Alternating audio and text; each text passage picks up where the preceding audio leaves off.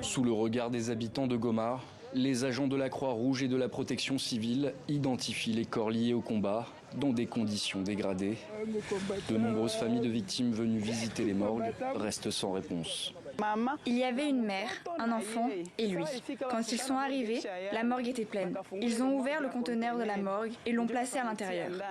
La personne qui l'a identifié a dit qu'il était le 3e corps à l'intérieur.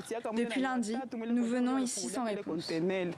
Selon le ministère congolais de la Santé, 773 personnes auraient été tuées et 2800 personnes auraient été blessées dans la capture de Goma par les combattants du M23.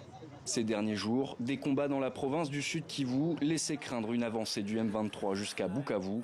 Le groupe armé a annoncé unilatéralement un cessez-le-feu humanitaire en vigueur à compter de ce mardi dans l'est de la RDC.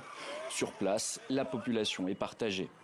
Parce qu'à chaque fois que le M23 AFC sollicite un cessez-le-feu, un temps après, on constate que c'était une manière de distraire le gouvernement congolais et quelques temps après, le M23 AFC récupère beaucoup de villages et avance davantage.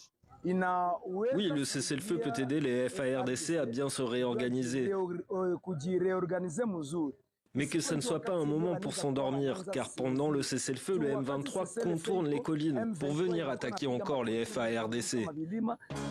À Kinshasa, capitale de la République démocratique du Congo, des milliers de personnes se sont rassemblées lundi pour prier pour la paix, à quelques jours d'une rencontre entre les présidents congolais Félix Tshisekedi et rwandais Paul Kagame, annoncée pour ce week-end en Tanzanie.